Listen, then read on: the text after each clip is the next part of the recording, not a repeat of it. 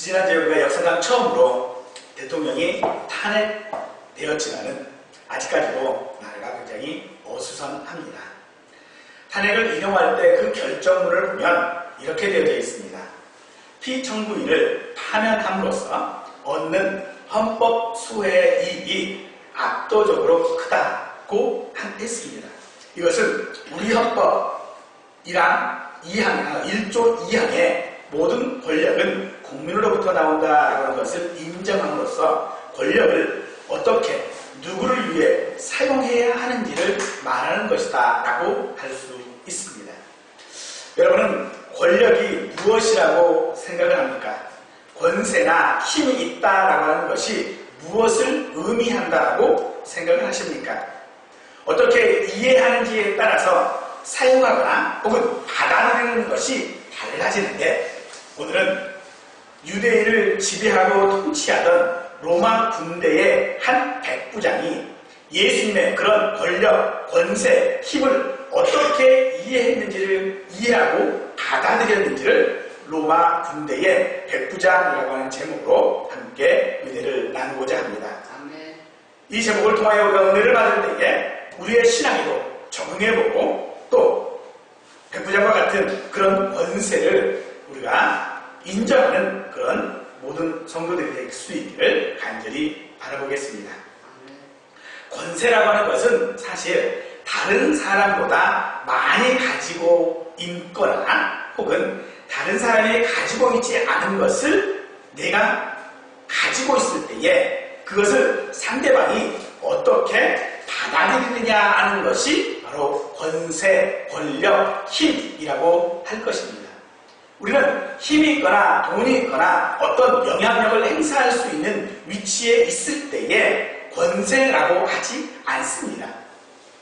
다만 그런 힘이나 돈이나 어떤 영향력이 있을 때에 그 영향력이 나에게 어떤 영향을 주느냐를 우리는 권세라고 하는 것입니다. 즉 아무리 힘이 있는 사람이라 할지라도 그 힘이 나에게 아무런 영향을 주지 않으면 그것은 권세가 될 수 없는 것이죠. 어떤 사람이 굉장한 권력을 가지고 있는데 그 권력이 나와 상관이 없는 것이라면, 나에게 어떤 영향을 미치지 않는다면 그 권력은 나와 상관이 없는 것이죠. 그런데 그것이 아무리 작은 힘이라 할지라도 나에게 어떤 영향을 미치는 것이라면 우리가 그것을 권세라고 이야기를 하는 것입니다. 바로 그런 권세, 즉 백부장에 대해서 예수님은 어떤 영향력을 끼쳤느냐라고 하는 것, 예수님이 이 백부장에게 어떤 영향을 끼치고 있는지를 나타내고 있는 것이 바로 오늘 우리가 읽은 본문입니다.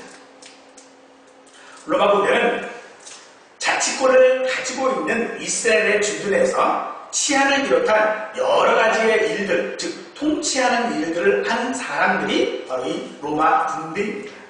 그 중에 백부장이 있었는데 이 사람은 부하 100명을 거느리는 그런 주의하는, 오늘날로 얘기하면 군대의 하사급관, 즉 하사관급배에 있는 군인입니다만은 당시는 이 사람의 힘이 얼마나 셌냐면 실질적인 모든 임무를 감당하는 사람입니다.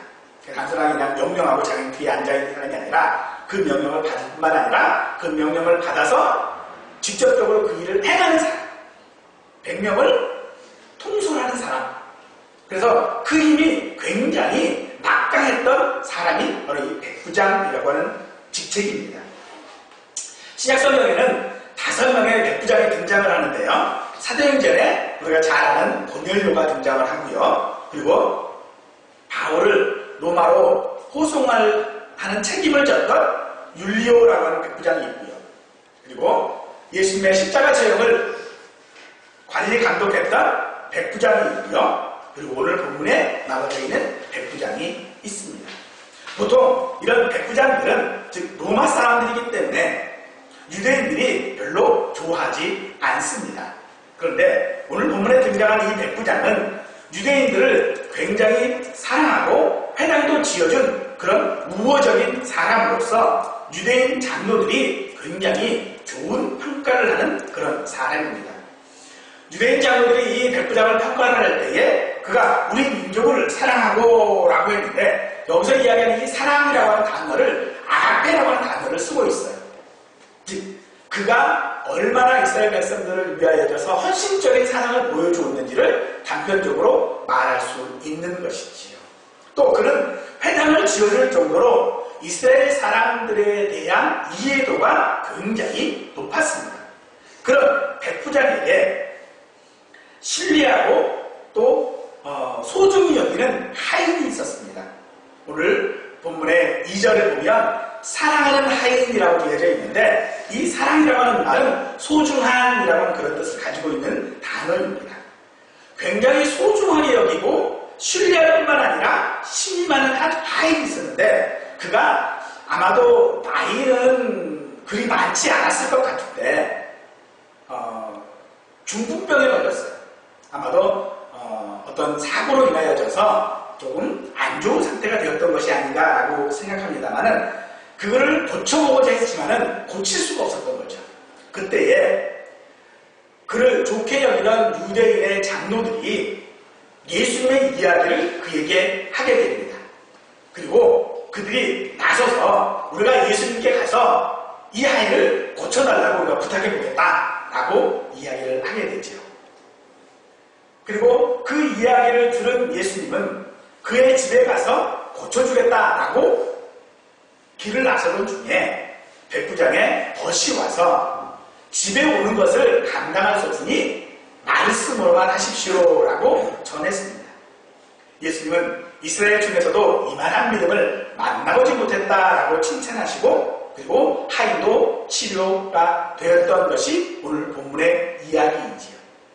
이 사건은 마태복음 8장 5절에서 13절에도 기록된 사건인데 마태와 마가의 기록에는 기록 관점의 차이로 인하여 한 두 가지 정도의 다른 점이 있습니다.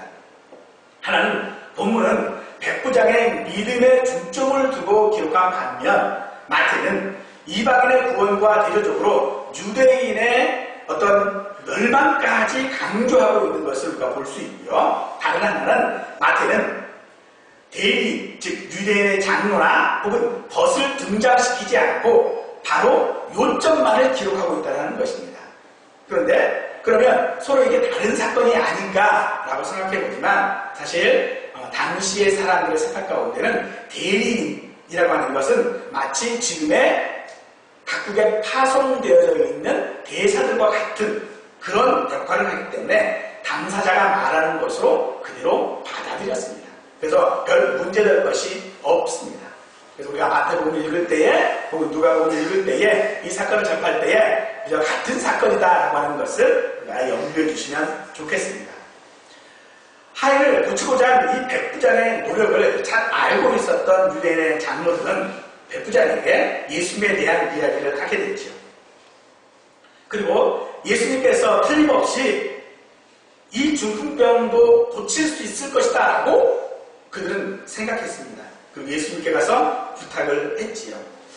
아마도 백부장은 그런 장로들의 그 이야기를 별로 그렇게 신임하지 않았던 것 같아요. 그저 그냥 그래요. 그럼 뭐 그냥 하든지 말든지 해도 좋고 안 해도 되고 그냥 그렇게 해주면 뭐 좋겠습니다 라고 그냥 장로들을 보낸 거죠. 그런데 장로들을 보내고 났더니 이 백부장이 그런 생각이 드는 겁니다. 정말로 이 예수님이 우리 집에 오면, 내 집에 오면 나는 어떻게 해야 되나? 라고 하는 생각이 들게 되는 것이죠. 그때에 그는 생각합니다. 그리고 곧바로 자기의 벗을 뒤따라 보내게 되죠. 그리고 그 벗에게 이야기할 때에 우리 집에 오는 것을 내가 감당할 수 없으니까 예수님께서는 그냥 말씀만 하십시오 라고 하는 것입니다. 어떻게 이런 이야기가 가능하게 될까요? 그것을 마태복음 8장 8절에서는 우리에게 이렇게 이야기해주고 있습니다. 내 집에 들어오심을 나는 감당하지 못하겠사오니 라고 했습니다. 이 말은 자기 능력 밖의 일이라는 것입니다. 자기 자기가 가지고 있는 권세, 자기가 가지고 있는 힘으로는 할 수 없는 일이라고 하는 것을 그는 말하고 있는 것입니다. 그는 로마 군대의 백부장입니다. 그런 힘을 사용할 수 있는 사람입니다. 그럼에도 불구하고 이런 말을 하고 있는 것은 분명 당시 다른 장로들이나 유대인들과는 다른 예수님에 대한 반응이라는 것입니다. 그가 감당하지 못하겠다라고 하는 이유가 도대체 무엇이냐는 것이죠. 힘이 있고 돈도 있고 뭐 적은 집에 사는 것도 아니고 가난한 것도 아니라는 거죠. 예수님이 그의 집에 못 올 이유가 전혀 없습니다. 그런데 그는 한사코 예수님이 자기 집에 오는 것을 거부하고 있는 것이고, 왜 그런 거부를 하고 있냐는 것이죠. 예수님을 단순히 훌륭한 선생님 혹은 어떤 병을 고칠 수 있는 의사 정도로 알았다면 아마 그는 충분히 자기 집에 예수님이 오는 것을 막지 않았을 것입니다. 그런데 그는 스스로 자기 자신에 대하여 예수님을 만나고 예수님이 자기 집에 올 수 있는 그런 자격이 없다라고 생각했다는 것입니다. 자기가 가지고 있는 권세가 있음에도 불구하고, 백부장임에도 불구하고 예수님이 자기에게 오는 것을 감당할 수 없다라고 이야기한 것은 자격 없다라는 것을 말하는 것이죠. 우리가 흔히 어떤 말 중에 이런 말이 있죠. 감히라고 하는 말을 사용할 때가 있지요. 여러분들이 이 감히라고 하는 말을 많이 사용하십니까? 아니면 많이 듣습니까? 아마도 저나 여러분들이나 많이 듣는 입장일 것 같아요. 그런데 이 백부장은 이 감히라고 하는 말을 자기 자신에게 지금 사용하고 있는 것입니다. 어떻게 감히 내가 예수님에게, 감히 내가 예수님 앞에 나갈 수 있다고? 감히 내가 내 집에 예수님이 올 수 있다고? 자기 자신을 예수님과는 전혀 차원이 다른 곳으로 생각하고 있다는 것이죠. 요한복음의 세례 요한이 나는 예수님의 신발끈을 풀기도 감당하지 못하겠노라 라고 하는 고백을 우리가 아실 것입니다. 나는 신발끈 내는 것조차도 감당할 수 없다라고 그가 이야기하고 있습니다. 이 이야기는 무슨 이야기입니까? 신발끈을 푸는 것조차도 하지 못할 존재라는 것입니다. 당시 세례 요한은요, 이스라엘 백성들에게 혹시 그가 하나님의 선지자가 아닌가, 메시아가 아닌가 할 정도로 굉장히 유명한 사람일 뿐만 아니라 신앙적으로도 굉장히 좋은 사람이었습니다. 모든 이스라엘 사람들이 세례 요한을 존경했습니다. 그런 그도 예수님 앞에는 자격 없는 자가 되었다는 것이죠. 감히 예수님 앞에 설 수 없는 자가 되었다는 것입니다. 그런데 우리는 어떨까요? 우리는 예수님 앞에 얼마나 당당하게 서 있습니까? 우리가 어떤 기도를 하고 예수님 앞에 어떤 것을 요구할 때에 얼마나 우리가 당당합니까? 마치 물건을 맡겨놓은 것처럼 하나님께 무엇을 맡겨놓은 것처럼 우리는 하나님 앞에 달라고 그러죠. 그런데 이 백부장은 감히라고 이야기하고 있다는 거죠. 고린도전서 3장 2절에 보면 바울이 고린도 교인들에게 이런 말을 합니다. 내가 너희를 어린 아이로 대하는 것은, 어린 아이처럼 너희를 대하는 것은 너희가 아직 어린 아이이기 때문에 그렇다. 너희가 장성한 사람으로서 감당해야 될 것들을 감당하지 못하기 때문에 내가 너희를 어린 아이처럼 대한다라고 이야기를 하고 있습니다. 사실 우리가 그렇거든요. 우리는 마치 내가 어른이 된 것 같아요. 마치 나는 다 한 것을 할 수 있는 것 같아요. 우리가 간혹 그런 생각을 하거든요. 내가 이 정도 컸으면, 내가 이 정도 인생을 살아왔으면 다 할 수 있다고 생각하거든요. 그런데 하나님을 보시기에 우리는 여전히 어린아이에 불과한 것입니다. 그런 어린아이 우리들에게 하나님께서는 예수님을 우리에게 주심으로 말미암아 우리로 감당하는 자가 되게 하셨다는 것입니다. 다른 얘기로 하면 그 감이라고 하는, 내가 어떻게 내 이런 상태를 가지고, 내 이 죄악들을 가지고, 내 이런 나쁜 마음들을 가지고 내가 하나님 앞에 나가서 예배할 수 있고 하나님 앞에 내가 무엇을 구할 수 있다라고 하는 것 자체가 이건 너무나도 감당하지 못할 일이다라고 이야기했다는 것이죠. 그래서 9절에서 백부장에 대한 그런 반응에 대해 예수님은 이스라엘 중에서도 이만한 믿음을 보지 못했다라고 칭찬하시는 것입니다.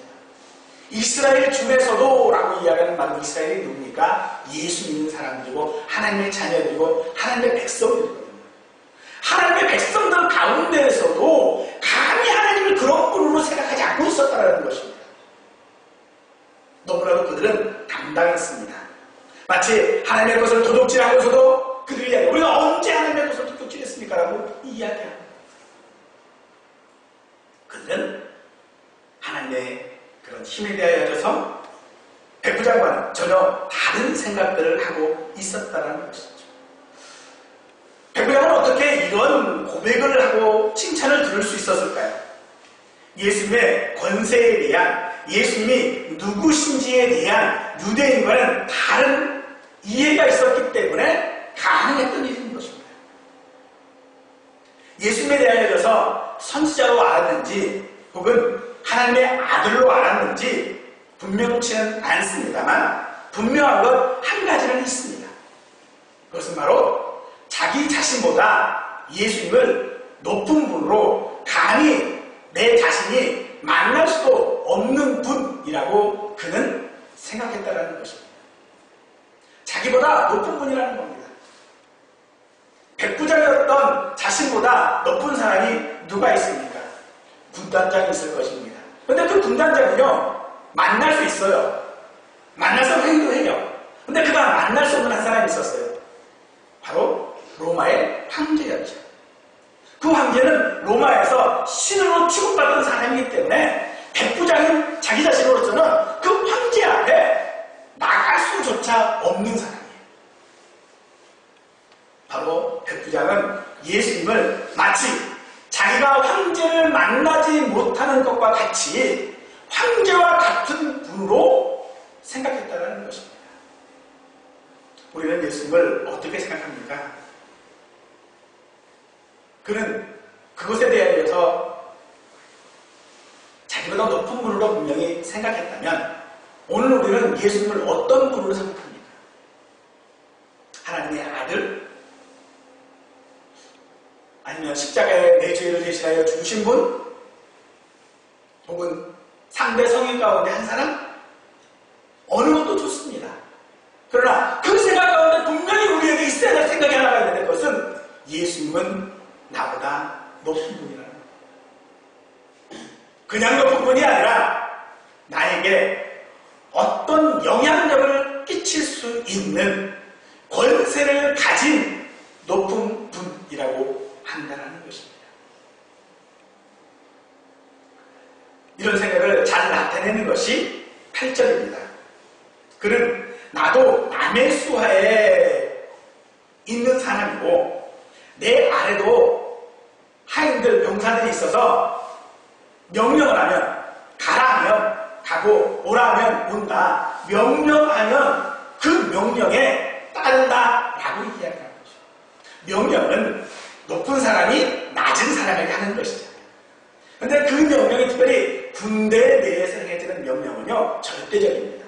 거부할 수 없는 것이거든요. 바로 백부장은 그런 예수님을 생각합니다. 예수님이 말씀만 하시면 이 말씀은 명령입니다. 명령만 하시면 된다는 겁니다.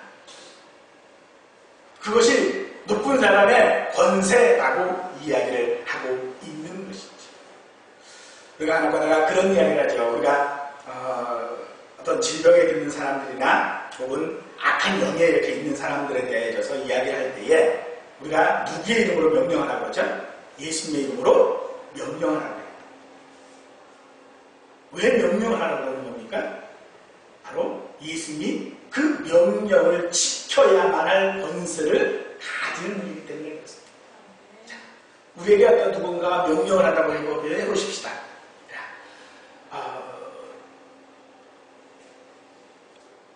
대통령이 명령을 합니다. 너 이렇게 해 라고 명령을 했어요.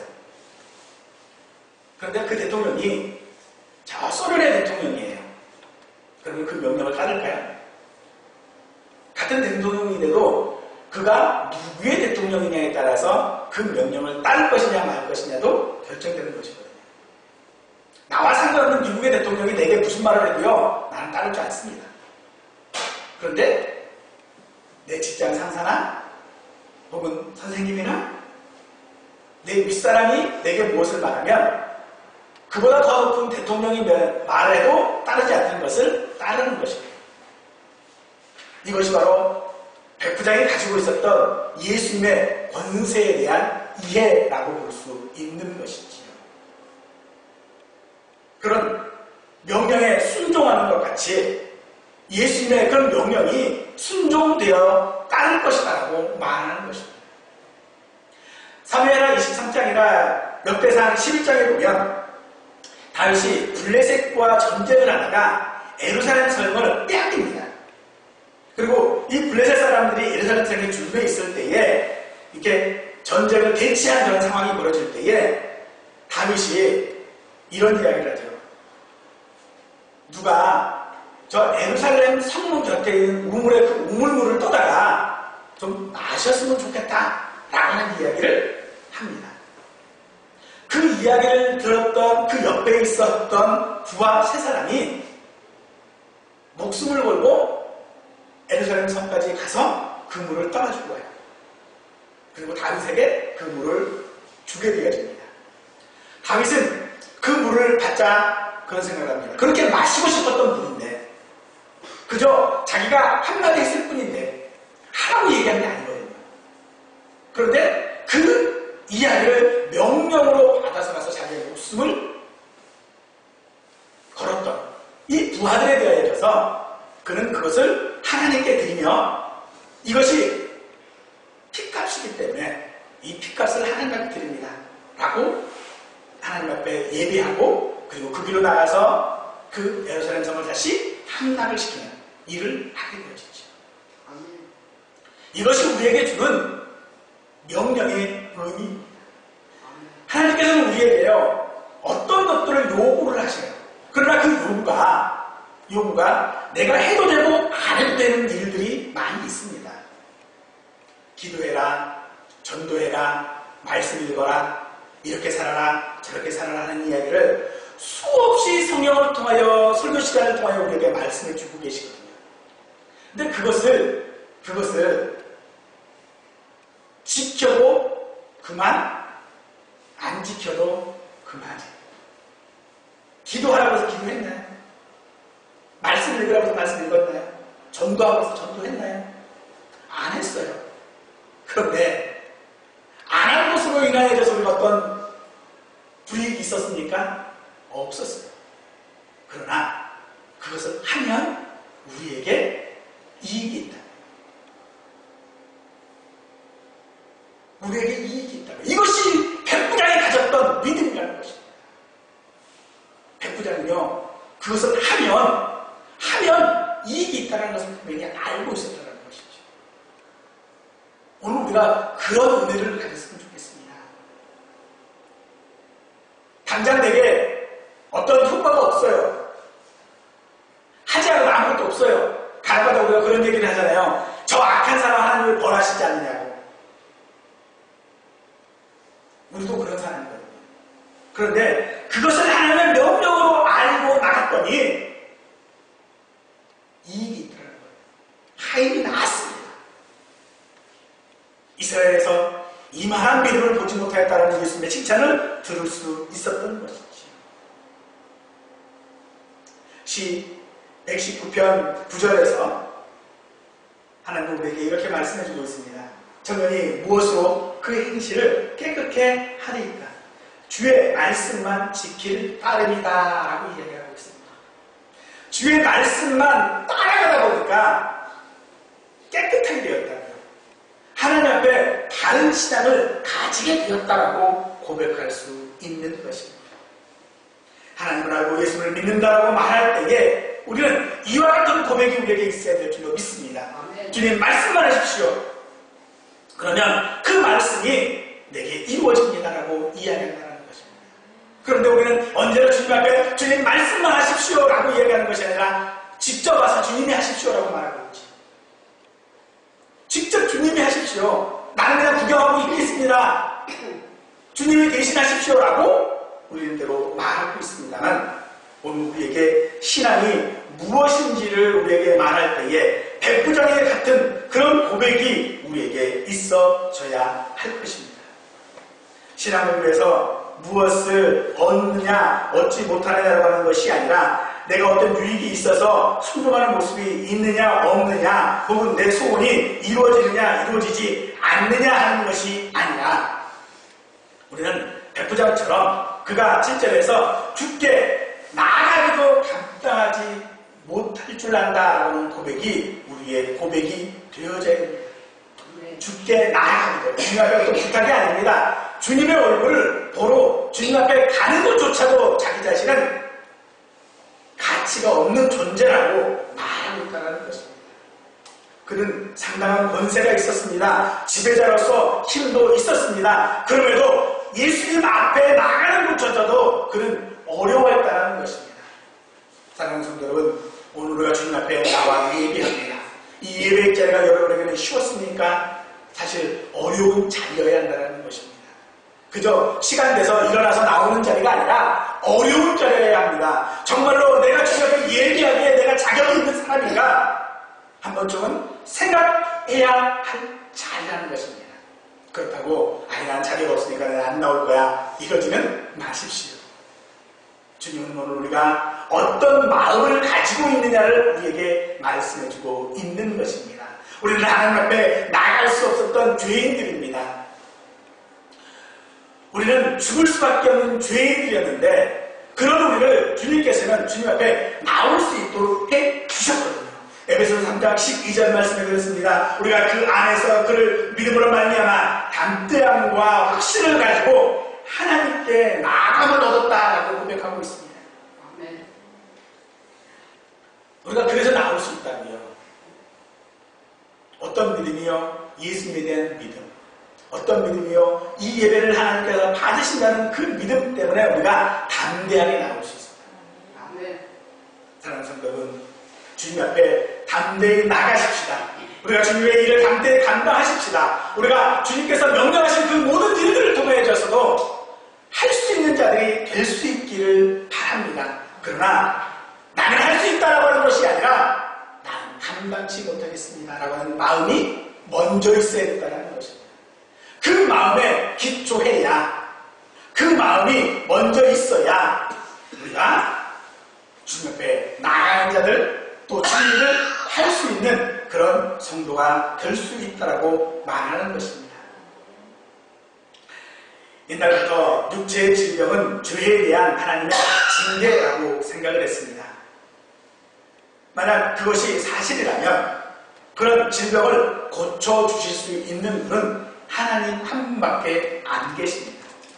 그런데 예수님은 많은 병자들을 고치실 때마다 마태복음 8장 3절에서 내가 원하노니 깨끗함을 받으라 라고 명령하셨습니다. 바로 예수님의 권세가 우리에게 드러나는 것입니다. 이 권세는 우리에게 있어서 차별과 배제를 낳는 것이 아니었습니다. 누구든지 예수님 앞에 나가는 자들은 다 치료함을 받았습니다. 예수님 앞에 나가는 자들은 다 해결함을 받았습니다. 그러나 우리는 어떻습니까? 오늘 우리가 가지고 있는 어떤 권세가 사람의 손에 들어오면 우리는 그 권세를 가지고 사람을 차별하는 데 사용하고 배제시키는 데 사용하고 합니다. 오늘 백부장의 고백은 우리가 힘과 권세와 경제력등이 있다면 그것을 다른 사람들에게 어떻게 사용해야 하는지를 우리에게 말씀해주고 있기도 하는데 그것은 오늘 우리가 가지고 있는 권세를 어떻게 쓰느냐는 것입니다. 여러분은 어떤 권세를 가지고 계십니까? 돈이 많아서 경제적인 권세를 가지고 계십니까? 건강이 좋아서 그 건강의 힘을 가지고 계십니까? 아니면 가지고 계신 지식이 많아서 혹은 어떤 지혜가 있어서 어떤 큰 자리에 있어서 어떤 권세를 가지고 계십니까? 우리는 그런 권세들이 없습니다. 그러나 우리에게는 한 가지 권세가 있습니다. 요한복음 1장 12절에서 영접하는 자, 곧 그 이름을 믿는 자들에게는 하나님의 자녀가 되는 권세를 주셨다라고 말씀하고 계십니다. 우리가 가진 권세가 무엇입니까? 내가 하나님의 자녀라는 권세입니다. 내가 하나님의 자녀라는 그 권세가 우리에게 있다는 것입니다. 그 권세를 어떻게 쓰실 것입니까? 그 권세가 다른 사람들에게 권세가 되기 위하여 우리는 다른 사람들을 섬기고 그 사람들에게 하나님의 은혜를 전파하는 사람이 되어져야 한다는 것입니다. 그 권세를 우리는 예수님의 핏값으로 우리에게 주어진 은혜이기 때문에 우리는 그 권세를 다른 사람들에게 값없이 나누어 주어야 한다고 말하고 있는 것입니다. 계시록 22장 17절 말씀에 그렇습니다. 듣는 자도 오라 할 것이요 목마른 자도 오라 할 것이요 또 원하는 자는 값없이 생수를 받으라 라고 말하고 있습니다. 아멘.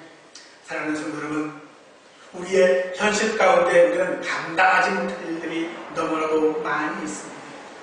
그러나 그 감당하지 못할 일들을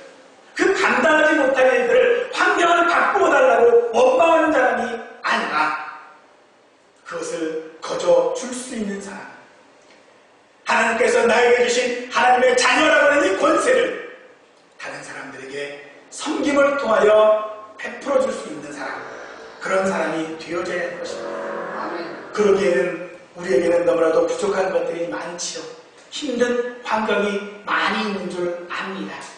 그런데 찰스 스펄전 목사님이 이런 말을 했습니다.